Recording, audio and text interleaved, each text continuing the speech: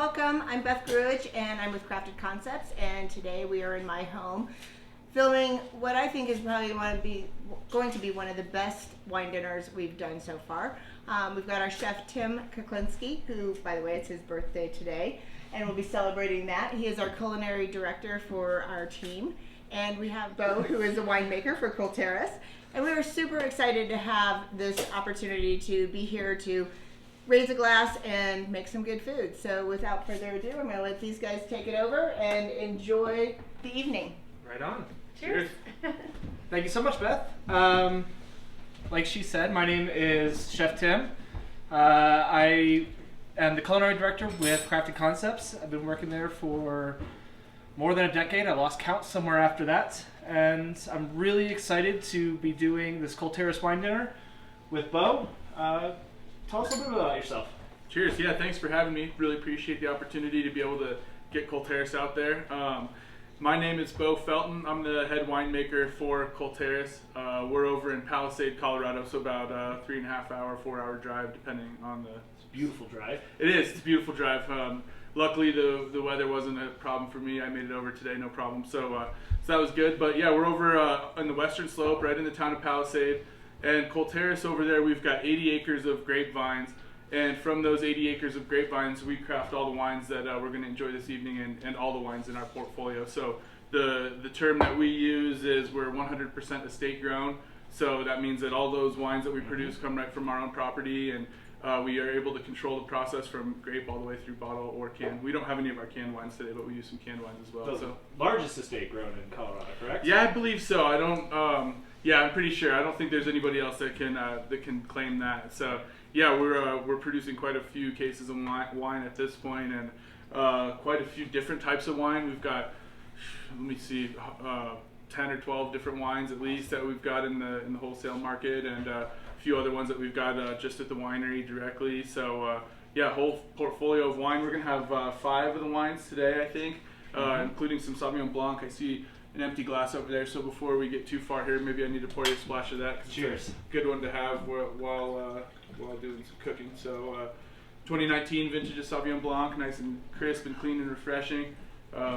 Easy to drink. We got Shelly over here too. Shelly's our regional sales manager for the Front Range area. She's going to be helping out, making sure that we don't run out of wine through this process. So most important job. Absolutely. There you go. Oh, that one's for me too? Yeah, because you guys are going to be doing the Sauvignon Blanc. Perfect. I'm 2-5, I guess, here. Right on. Talking about the Sauv Blanc, before we get into the scallops that are going to be paired with this wine, I got a couple of housekeeping things. When you guys get your kits, everything's going to be labeled and color-coded with dots. All the green dots go together to form a dish, all the yellow dots on down the line. I recommend that you pull everything out before you start cooking. Let it temper, with the exception of the seafood. And then there's also going to be things that don't get refrigerated, and those will be in a separate bag, and they'll be labeled clearly. So if you pick it up on a Wednesday, you don't plan on cooking it until Thursday, that those things don't go stale in the refrigerator. Other housekeeping things, we want to preheat our ovens, and gather our tools, knives, saute pans, some spoons. Everything's pretty easy. A lot of the work is done for you, and a lot of this is just going to be you guys having lots of fun and doing this at your own pace at home. Watch the whole video, watch parts of it, however you feel like you want to do it. So yeah, without further ado, we're going to start with the scallops. So I have my pan back here, thank you, heated up, preheated, and I'm going to need some canola oil. Beth is grabbing me some oil real quick. So we have our green. This is going to be seared sea scallops with a beurre blanc and some citrus and sorrel leaves. Sorrel leaves are a very citrusy herb. So we have our pan, and we want it to be hot. We want the oil to shimmer. We want it to smoke just a little bit to get a good sear on our scallops. And while that oil is getting hot, it is almost there. You can tell by the way it shimmers in the pan when it gets there. I'll let you know. And then we're also going to make a beurre blanc. And we want to preheat our pan, and we're going to emulsify some butter into a beurre blanc base, which is herbs, aromats. There's a little bit of fennel seed and mustard seed, some things that are going to complement the scallops and the citrus. And we're going to get that warm. You can kind of see how this is shimmering now. Oh yeah. We're going to put a little bit of salt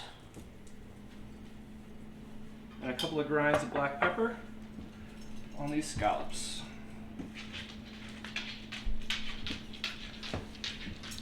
Scallops are one of my favorite things to cook. So we're going to let them sear for a little bit, and we're going to start to get a little bit of color. And we want to pick them up and just set them back into the oil to make sure there's good contact with the pan. And these are going to cook all the way in the pan. We don't have to use the oven at all. We don't want them to be well done. Well done scallops can be a little chewy, and we're getting good, high quality scallops from George's Bank. And you just want them to sear nice. Oh yeah, those are. I already see that color developing. That looks delicious. So now we have, while those are searing, our beurre blanc base has just started to boil a little bit. We don't want it to get too hot. We don't need it to reduce. And we're gonna mount some butter into this. And Bo, I'm gonna have you give me a hand here. Absolutely. I can help with butter. And we're just gonna drop in, and we're gonna swirl. We're gonna swirl the pan, and exactly, and that butter is gonna emulsify. And once the butter emulsifies, we're gonna add a little bit more. Okay, good, because I saw there was a lot more butter in that cup there that didn't go in, so I was kind of concerned that you were going to short us on the butter there, Chef. Absolutely not. More butter the better. We're going to hit that up.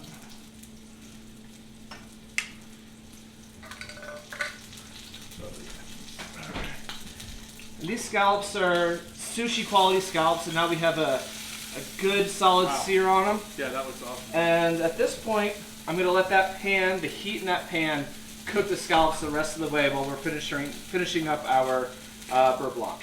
We're going to grab our plates. We're going to plate up this first dish. Let's go set these plates right here. We got some beautiful scallop shells. That's looking great. Butter's melted. We're going to pull that off. Cool. And always important, we're going to taste it just to make sure everything's right. Yeah, I'm seeing, I've been commenting on the butter, obviously, because that's, I'm fond of butter myself, and I'm thinking this is going to be a great dish. The Sauvignon Blanc, nice and crisp, should be a nice complement to the richness of the butter, but I see some citrus over here, too, so I'm curious to see how that's going to play in, because obviously with the Sauvignon Blanc, we get quite a bit of that citrus character, a little bit of the lemon zest character in there. And I think it'll be interesting to see how it pulls out some of that citrus character from the fruit that you're gonna, from the citrus slices that you've got here.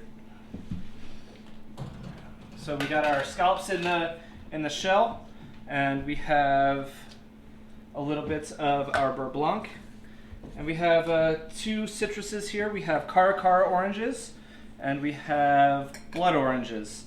I like these because they just have a little bit more character than your normal everyday oranges. And we're going to plate these up. Just 3 little bits on each one. And then garnish with our sorrel leaves. And sorrel, like I said, packs a punch. It's got some citrus notes to it. Okay, so we're off to a good start here, looks like. So what do you recommend here, Chef? Just to get a little of everything on there, take a bite, little sip of wine.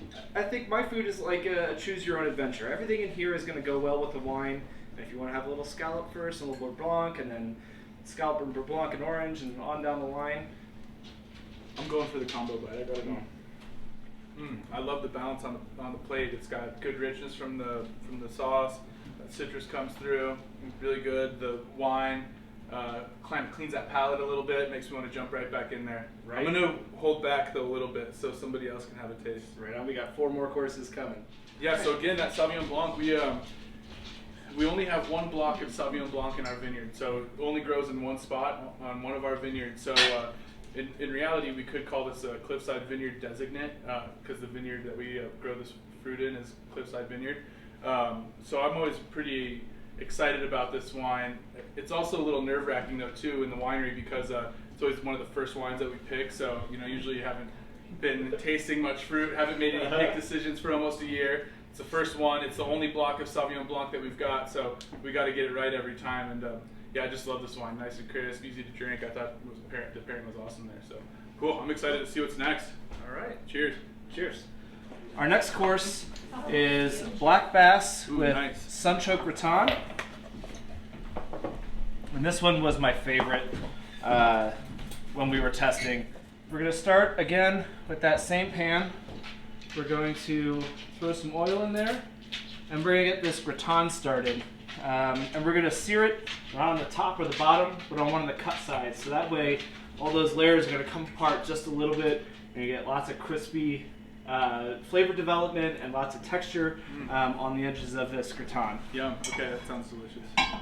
So again, we're going to wait for it to get a little bit of smoke, little wisps of smoke, and we're going to add it right to the pan. I'm actually going to get a second pan started for our fish. A good fish spatula is going to be key for both the fish and the gratin.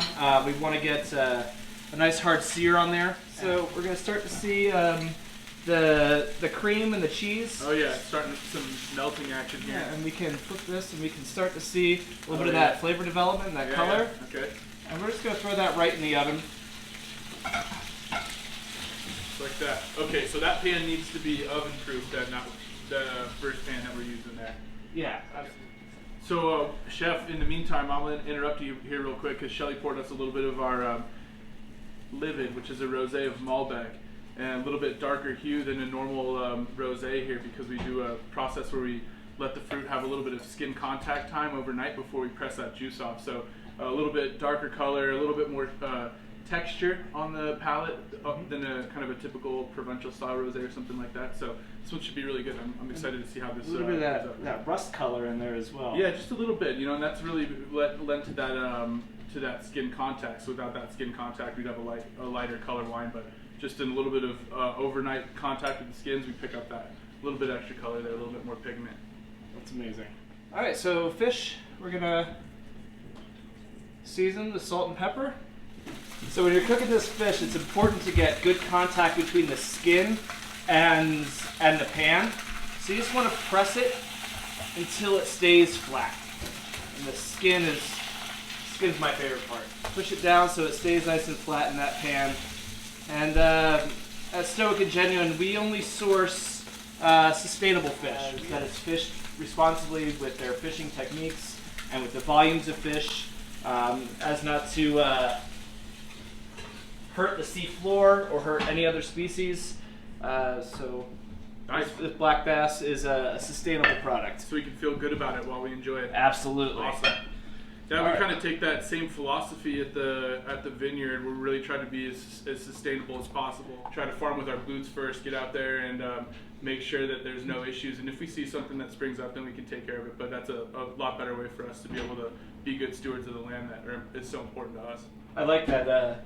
Farming with your boots first. This is the Sunchoke Velouté. Velouté is it's French for velvety. Ooh, okay. But we're not making a velouté in the normal sense of the word. We're making a stock and then thickening it with a roux, which is flour and butter. Yep. That velouté is more an ode to the texture of it. I think Sunchokes get really super smooth and velvety when you puree them. Okay, So nice. a little bit of creme fraiche in there as well. So I think our fish is just about done. Actually, our fish needs a little more time, but our gratins are looking amazing. We're just gonna flip them over, Oh yeah. Ooh. and we got that color. Yeah, that is awesome. And we're gonna let we got a little bit of the cheese seeping out. That cheesy bits, the crispy bits are always That's the best pretty part. much the best part. Yeah. Right? There. I want that. So that's gonna be okay in the pan for a couple of minutes. Let that energy from the pan just keep heating it all the way through. Okay, cool. So we have our sunchoke puree, and this is a little roasted lemon puree. We thought went very well with the wine and some parsley. roasted sunchoke, or the roasted lemon purees, roasted lemons and olive oil and lemon juice, and we roast them whole, so we get that good caramelization, that Maillard browning, and then we puree everything together. Wow. That's interesting. You know, what I appreciate about what you've got going here is that there's a lot of balance already in the flavors that you're putting on here. Mm-hmm. So now I'm just kind of curious to see how some of those flavors that are on the plate are going to draw on the some kind of complement some of the acidity and the brightness that's going to come from this rosé. I always get quite a bit of like a cranberry fruitful note on this wine, so it'd be interesting to see how maybe draw some of that sweetness. I don't know if that roasted sunchoke will have a little bit of sweetness to it or not, but I'm looking forward to that. It's that earthy sweetness, those bottom flavors that we were going for on this dish. And oh yeah, yeah. Awesome.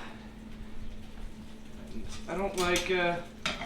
We don't want to be overcooking our fish, so we can see this guy is just a little bit more than this one. And again, we're going to flip these over, and we're going to let the heat in the pan just finish that cooking.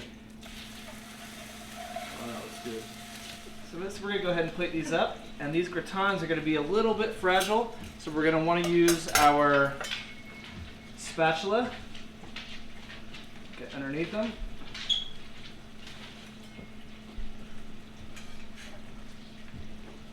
And we're going to plate our black bass right next to them. Again, with the spatula, so you don't want to break the fish.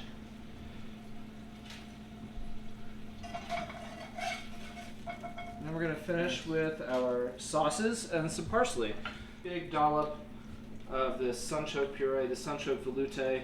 We're just going to have it marry both of those elements together. And then our roasted lemon puree is in these little squeeze bottles. And we're just going to throw some dots. Dots here and there, so it'll be like a little surprise adventure here. Exactly, so you get a little bit of flavor difference. We're going to garnish with our parsley, and then again, we're going to eat. Perfect. Rip up the parsley so we don't have big leathery bits of herbs in our mouth at any point. Yeah, and so far, you know, nothing. You guys have made it easy, so yeah. Hopefully, everybody at home is right there with you. All right. All right, let's do this. Cheers. Nice job on that one. Cheers. All right. I like the way this just falls apart. Oh yeah. Into a bunch of layers. Yeah, that took some effort right there. So what do you guys just mandolin all that up and just layers? It's definitely a labor of love, and this one took about an hour and a half to assemble. Oh wow. I like the way the acid plays with the depth. Yeah, that's great. I really like that a lot too. The roasted lemon sauce there, that's a different flavor. I like that a lot too. It's very true to lemons, without all the acidity, without all the bitterness that you can get from lemons. Yeah, it's great flavor. I think it does, like, the kind of draws out some of that lemon, like the zesty character almost. Get some really nice lemon character from that. There's something else that I was picking up that was kind of a little different too, just a little bit of that peppery character, maybe with the coming in through the finish there. I get just a touch of pepper note on there. It's really nice. I like this a lot. It's delicious. All right, I'm gonna get cleaned up for this next course. And our next course has by far the most elements to it. Okay. But it's one of the easier ones to cook. This is our play on cassoulet. Cassoulet is traditionally a very hearty French meal made with sausage and duck confit and a pork ragout and lots of braised pork and beans. And we're lightening that up a little bit and taking all of those meat elements and turning them into fish elements. Cool. So pork, we can't take the pork out. So we're going to start with pork belly. This pork belly was braised with a little bit of, we're doing the Petit Verdot on this one. So a little bit of the Petit Verdot. Nice, okay. And we don't need a whole lot of oil. And we're going to sear these the skin side up. Thank you, Skin Shelly. side up, okay. Or sorry, skin side down in the pan. Okay. And we want them to get nice and crispy. And then into our other pan, we're going to add pretty much all the remaining ingredients. Oh, wow, okay. So we're going to start with some PEI mussels, octopus, and this is a seafood sausage I made. Oh wow. Okay. So the seafood sausage is made with shrimp and Alaskan king crab Yum. and salmon, and it's all bound together with a salmon mousse. We're gonna throw those into this pan. So we got that pan on low heat. We have our seafood in there, and we're gonna add our cooking liquid. This is a little bit of the broth from the cooking of the pork bellies, Oh, okay.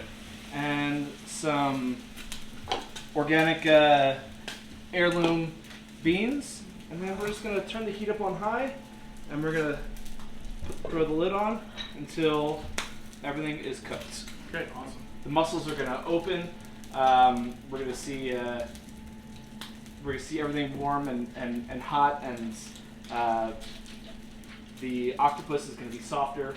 But really, the thing that we're looking for is those mussels to steam open. A classical preparation of cassoulet has this really cool technique at the end of it where they'll put breadcrumbs that have been toasted in duck fat, and they top the cassoulet, and then they bake it, and then they crush that topping, and then they bake it again, and they crush that topping, and then they bake it again, and it gets a really thick, crispy crust. And it's something that we're trying to replicate here with some sourdough bread. This is made locally by Reunion Bread, and toasted so it's nice and crisp, so we can play off of that bread crust on the traditional cassoulet. Awesome. So Oh yeah. we can see our mussels have opened. Everything's getting nice and warm. Our seafood sausage is nice and jiggly. I was gonna say that, but I wasn't sure if that was That's the an okay proper term for. Yeah, it's definitely jiggly. So We're all not fake. That's awesome. and we're gonna finish with a little bit of fennel. I don't want to cook this fennel too much. It's gonna be bringing a lot of texture to the dish. Okay. And then some olives. I thought this needed a little squeeze of lemon just to brighten up everything, because everything in there is a little bit deep, a little bit dark. So in the glass, speaking of cold, we've got our Petite Verdot. This is one of the fan favorites over, well, I should say staff favorites over at the winery. Everybody just loves this one on our staff. We grow it in two different sites, two different vineyard sites, and the wine itself is really, I always kind of, you said unctuous. I think it is. It's got kind of an unctuous, juicy sort of character on the palate. I get a little bit of almost like a violet character, a floral character, which is kind of a unique thing for big red wine. But yeah, it's got nice velvety tannins. I think it's going to be, this is going to be an interesting pairing with it. It's going to be delicious, I think. There's so much going on here. You're not kidding. There's a lot of layers. One that's a little bit more outside the box. And we did have a casualty here. We had a mussel that didn't open. Generally means it was dead, so that's not something that we can or should eat. Yeah, okay. So we're setting that guy aside. Less to share, I guess. Sorry. It's all right. And then I'm just gonna get a little bit of octopus and some fennel, all this cooking liquid in there. Oh man, that looks awesome. Nice beans. I like to bring everything up to the top. It's like let it be a little, I don't know, shabby chic. Is that okay to say? Just a little messy, but still looking delicious. Yeah. Nice. Okay. And then we're gonna garnish a little bit of parsley and our bread. Cheers. Cheers. I always like to start with the sauce. Yeah, I I know. like That's to what start with I the would broth. taste that sauce too. See what we have.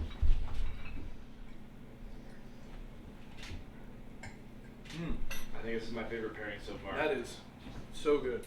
For me personally, the even though it's a seafood dish, there's so much richness here, and actually I think that fruitfulness of the wine is kind of lifting it a little bit, lifting some of that, bringing some brightness. I like how both things are.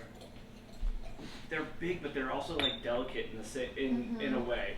Like those floral notes that you were talking about are playing really well off of that salty brininess from the crab in in that seafood sausage. With Petit Verdot, it's not a real common varietal, right? There's just not a lot of examples out there. So it's sometimes a varietal that, that people are like, well, they're not really sure of it. And like I said, it's one of the staff favorites over there. And me personally, the Riverside Vineyard Petit Verdot, which is one of the main components that's in this, it's my favorite. Don't tell the other blocks of vines, but it's my favorite. It's my favorite block. I think They already know how you pay attention. yeah, it's since I started working with Colterris in 2016, and it's kind of an interesting thing because the first time I walked through the Riverside Vineyard Petit Verdot block, it's not quite as vigorous as some of the other vines, so it doesn't look as magnificent, if you will. But and I kind of was like, well, we'll see, but the berries are really small berry size, so we just get this really super concentrated fruit character out of it. The tannin profile on the wine ends up being just like really velvety and really smooth, which I think it's a wine that I've been really happy with it. I've just been super pleased with the way this wine comes out continually. So, and then when you add it to a dish like this, it's a win-win-win-win-win. All right, for our last course, we're doing venison. So we are using venison Denver leg. Denver leg. So Denver leg is a culinary term that we use. It's all the muscle groups of the leg broken down. So when we get them, we don't have to spend as much time butchering. So we just clean a little bit of silver skin off. And we just let the venison be what it is. It almost looks like a tenderloin cut, really. Right. This looks beautiful. We're going to season this up. And venison isn't something you want to cook well done, especially this venison. This is a product of New Zealand. So we have venison and a little salt and pepper. And there's a grain to all meats, and we want to, there's a cut side, and you can see it'll look like circles, and then on the other sides it'll look like lines. Okay. And we want to sear it on the sides with the lines because that's the sides that we're gonna cut through. Okay. So we have again our pan is smoking Nice hot. and hot. I actually did a harvest down in New Zealand, but I don't know if I ate much red stag while I was there. I ate a lot of lamb. Right. New Zealand has some fantastic lamb. But red stag, I'm excited about this. And we're going to add these Hasselback potatoes right to the pan at the same time. Okay. So those are pre-roasted or? These are sliced and roasted ahead of time. Cool. And we want to turn the venison so we get a nice hard sear. Oh yeah, that looks great. On all sides. And it's important to let this meat rest. Okay. And same thing with the potatoes. Turn these so they don't burn on one side. So the Cabernet Franc, I think, obviously venison tends to have, and I'll be curious to taste this, but tends to have a little bit more of a gamey character, of course, relative to beef or some even other game meats. But I think I tend to find that Cabernet Franc sort of has a savory edge to it, almost that kind of like wild edge to it, if you will, where we kind of get some of that earth character, we get some of that savory spice character. So I'm really kind of curious to see how that gaminess of the venison plays with that sort of that earthy, savory character that we're going to find in the Cabernet Franc. It's not over the top. This particular venison doesn't have a lot of gaminess. Okay. So just like this wine isn't over the top. It's not a lot of that green pepper bomb, that jalapeno that's in your face that you get with a lot of the California Cab Francs. And this is a lot more rounded. And similarly with the venison, that it's not over the top heavy. Nice. Awesome. Honestly, our high altitude sunshine that we get over, it's basically a high mountain desert over there in Palisade. We're at about 4,700 feet, so not too much lower than the Denver area, but quite a bit drier. And it really is a high desert over there. And it's telling you that for a reason. The reason is why. 3 courses in, things get a little fuzzy. It's a desert. There's some deer over there too, actually.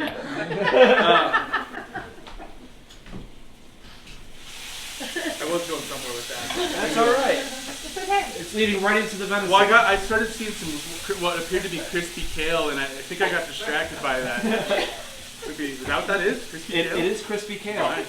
So it's a dehydrated kale. We seared it on all 3 sides or 4 sides, depending on which cut of meat you guys get. But then I just want to kiss it on the 2 sides that aren't cooked, and then I want to pull it to temper. Now the potatoes are the same thing. We could pull those off, and then we're going to use this same pan, and we're going to wilt our kale.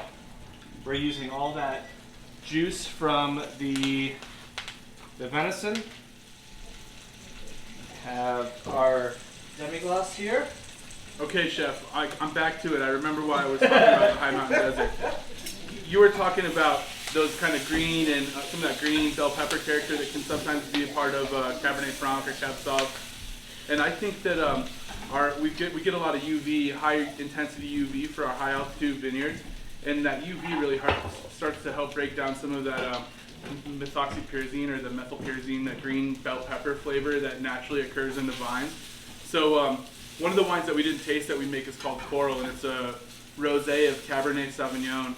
And when I was coming from California, I used to work out in California, and when I was coming to Colorado, and I first met Scott and Teresa, and they told me they were making a rosé out of Cabernet Sauvignon, I was really concerned about that green vegetal character that you get in Cab Sauv, particularly when it's underripe. But there's something about our high altitude sunshine that really helps break down that green character, so we don't get that quite as much. Even though we have a shorter growing season, we don't really run into that as an issue so much. So it's been one of the pleasant surprises that I've found working in Colorado. All right, let's get to plating, right? Okay, yeah, let's do this. All right, so we have our kale. I'm just gonna set a nice little bed of kale right in the middle of Beth's grandmother's plates. Those are nice. And I chose these plates because this dish is very classic. It's very simple. We have our Hasselback potatoes. And then a little bit of creme fraiche. Dollop that right on top of these potatoes. Oh, nice. Just straight creme fraiche. Just straight creme fraiche. Cool. A little bit of seasoning to it. And then a little bit of chives to finish that baked potato. Yeah, okay. Thought. So real traditional in the concept, but not exactly traditional. It's not I like exactly traditional, exactly. And then we have our venison, and let's see how we did. Looks pretty awesome. Oh man, yeah. I like that smell. The gaminess is more on the nose than it is when you eat it. And then we have our red wine demi that Chef Mike so graciously made for us. Great job, Mike. Great job. The most important part is finishing with a little bit of this Malden sea salt, because we can't really get that flavor all the way through the venison, and it just needs a little bit of crunchy salt to finish it up. So is that different than the salt that you've been using throughout the course of the meal? Is that particularly a finishing salt there? It's made from seawater, and as it evaporates, it leaves these cool pyramid crystals. And when we season our fish or meat with it, it leaves a little bit of crunch. I like the level of salinity is a little bit less than you would see in like a Morton's kosher salt. Yeah. Okay. Where's your wine? Oh, this one's mine. Chef's gonna have to find his. I was gonna go over there to get knives. The Hasselback potato? Hasselback it's potatoes. Just like a Yukon Gold type of potato, or is it the style? These are fingerling potatoes, and we scored them. So that's the Hasselback in it. Exactly. I like it. It helps get the salt and the flavor down into that potato. Beautiful. Changes the texture.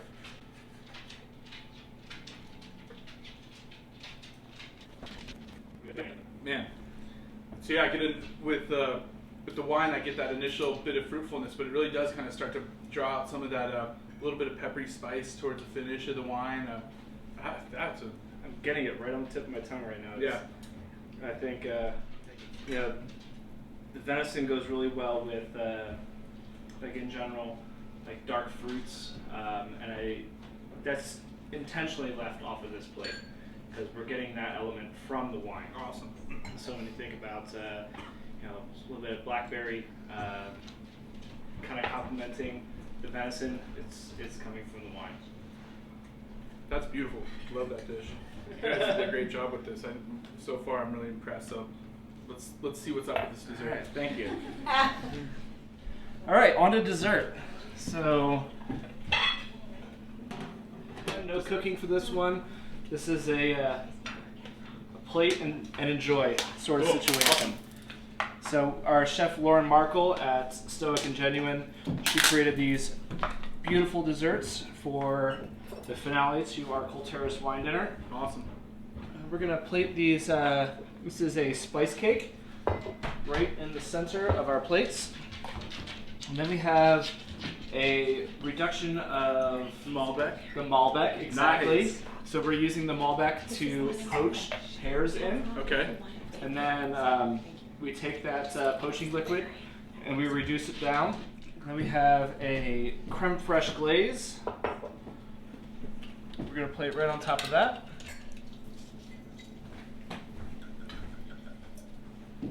And then these poached pears. Take these out. We're going to slice them into 3 pieces. So we've got the Malbec in our glass as well now. And the Malbec, I think, within the portfolio of wines that we make, or red wines at least, for me personally, it's the... Sorry. Is amazing. I like It's the Petit amazing. Verdot too. The peanut gallery. And I like them all. Well, I do too. No. But I think that the Malbec has the tannin structure on the wine isn't quite as big and pronounced as some of our other red wines. I think it allows some of that fruitfulness to really come through more than we might get on some of the wines that have a little bit more texture to them. So nice and easy to drink, really a fruit-forward wine.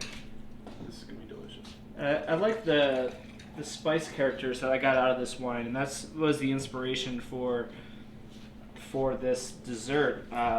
We have a little bit of poached pears and chocolate. Yeah. So the spice you've seasoned the creme fraiche a little bit. The creme fraiche we left pretty simple. Okay. The spices are a little bit in the poaching liquid for the pears. There's a little bit in the cake as well. And it brings out a lot of those elements in the wine as well, without covering them up. Like you could taste what's coming from the food and what's coming from the wine, which is really interesting. Thank you, Bo, for coming all the way to Denver to have this fantastic meal and these delicious wines with us this evening. Yeah, it's my pleasure. I really enjoyed the evening here. I agree with Shelly. I think that you did a great job, and your skills really showed through. And I would be super pumped to be able to pull this off at my house. Of course, Absolutely. you get a lot of the credit, of course, but I think that you guys did an amazing job setting this up, and even somebody like me who's not necessarily the most skilled in the kitchen, I think I could pull that off. So you guys have an awesome dinner here put together, and I think that you guys deserve a lot of credit for what you've done here. So thank you for giving us the opportunity to be a part of this experience, and for your customers and everybody to be able to have the Colterris experience and realize that there are wineries. There is a winery. There are more than one. There's more than one. There's lots of. But we're really trying. We're really trying to do best by what we can with what we've got over there, and we're trying to put Colorado wine on the map, and we want our wines to be in the conversation with the wines of the world. So hopefully the world-class food that you guys put together complemented the wine really well, and I think it did. So I hope everybody enjoyed it. Cheers. Yeah. Cheers. Cheers, Bo. Thanks Cheers. for joining us. Yeah, my pleasure. To humility. Yes. And join us in our restaurants. Find us on talk.com. Call the restaurants for reservations. We have fantastic opportunities at Rioja and Bistro Vendome, Stoic and Genuine, and Altrea for wine dinners coming up. And thank you so much.